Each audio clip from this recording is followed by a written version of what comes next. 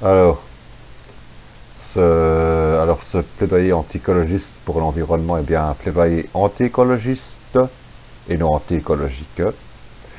Je définis ce qui est écologiste comme on peut définir ce qui est islamiste par rapport à l'islam. L'écologiste est écologiste par rapport à l'écologie, tout comme l'islamiste est islamiste par rapport à l'islam et au fait d'être musulman. Donc voilà. Un écologiste, c'est un islamiste de l'environnement, grosso modo. Hein. Voilà, c'est pas un musulman, c'est pas un écologie, c'est pas un écologue, c'est pas un écologue, c'est un écologiste, justement. Voilà. Hein. Bon. Pourquoi je l'ai fait, ce plaidoyer?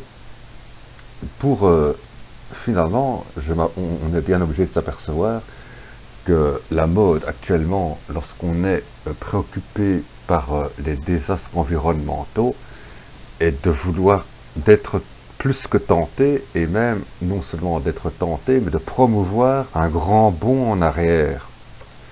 Un grand bond en arrière pour en finir totalement avec ce qui a fondé et ce qui fonde notre civilisation occidentale.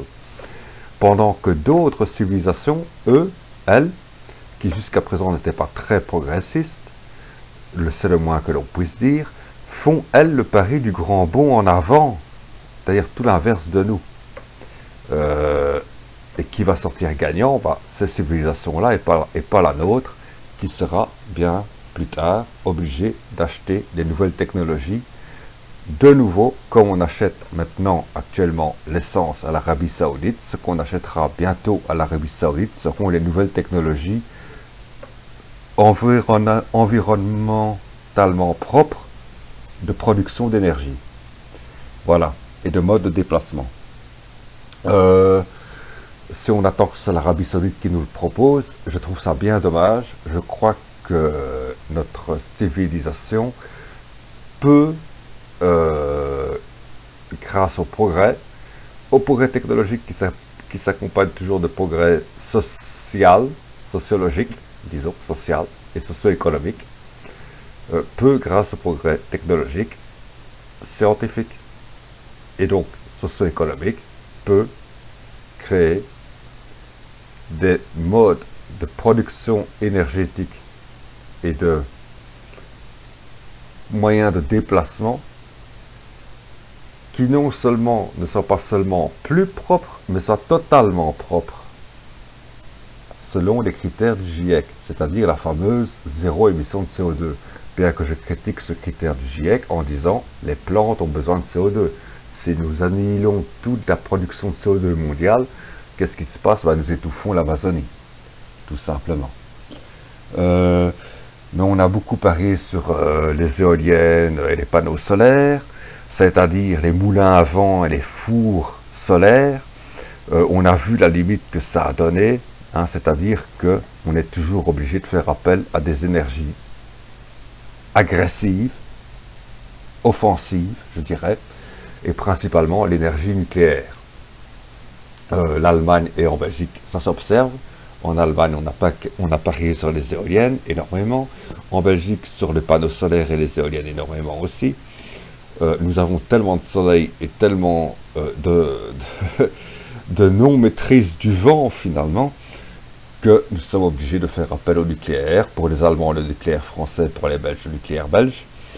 À tel point, et le nucléaire, c'est pas une solution, parce que ça génère d'abord des déchets radioactifs qu'il faut gérer pendant des centaines de milliers d'années.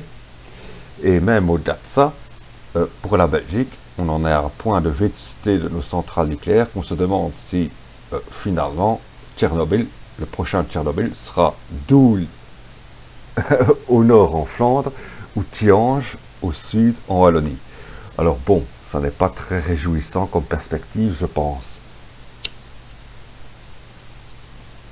Mais il existe des solutions alternatives. Une solution alternative claire et nette que j'aborde, d'ailleurs, je crois, hein, si je me souviens bien, dans cette brochure, qui peut servir à la fois d'alternative à la production électrique, aussi bien qu'à la production d'énergie thermique. Énergie thermique, donc tant pour les voitures que pour les énergies thermiques pour produire de l'électricité aussi, hein, pourquoi pas, hein, on n'a pas besoin, tout simplement, hein, voilà. Et je dis, ce passisme est extrêmement dangereux, car il nuit au socio-économique. Je le dénonçais dans le fameux Stérilisons les pauvres, autre brochure. Ah bah, voilà, donc dans ce plaidoyer anti-écologiste pour l'environnement, finalement, exprime des pistes de sortie à un écologisme, hein, à une forme d'islamisme de l'écologie, qui finalement fait que l'écologie se trouve rétrograde et scientifiquement et socialement, c'est-à-dire que sa vraie place, la vraie place de l'écologie n'est pas géométriquement comme elle est placée actuellement dans les parlements, c'est-à-dire à gauche, mais structurellement, économiquement et philosophiquement à l'ultra-droite. Voilà, tout simplement. Mais donc, voilà, tout simplement.